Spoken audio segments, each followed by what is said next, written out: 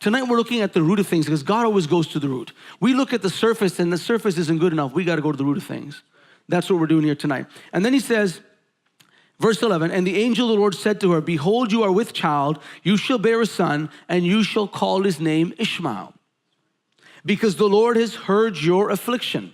He shall be a wild man, his hand shall be against every man, and every man's hand against him. He's going to be wild. And the Hebrew says, a wild donkey of a man. That's what it says. And many translations will actually say that. And every man's hand against him, and he shall dwell in the presence of all his brethren. Then she called on the name of the Lord who spoke to her. Oh, I thought it was the angel of the Lord. It's the name of the Lord who spoke to her. He goes, you are the God who sees. Because she's saying, you see me in my difficult place in life.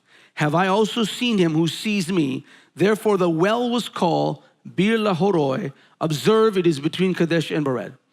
So Hagar bore Abraham a son, and Abraham named his son, whom Hagar bore Ishmael. Abraham was 86 years old when Hagar bore Ishmael to him.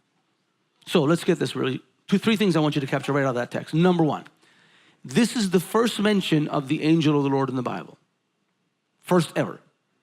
The first appearance recorded of the angel of the Lord, whose scholars would argue that the angel of the Lord is the pre-incarnate Christ. It is God himself as the angel of the Lord. And even if you don't believe that, you're still fine. The point is, it's still the first acknowledgement and appearance of the angel of the Lord.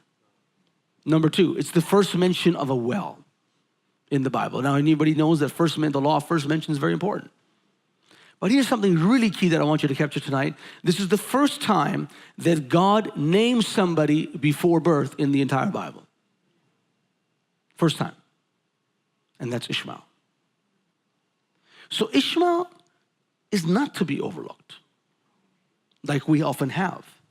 Because here's God saying, I'm going to name you before you're born. Now, even though the intent of man was to try to bring about God's promise their own way, God knew that Ishmael would be very special to his heart, and he had a promise and a purpose for Ishmael, that he had a destiny for him.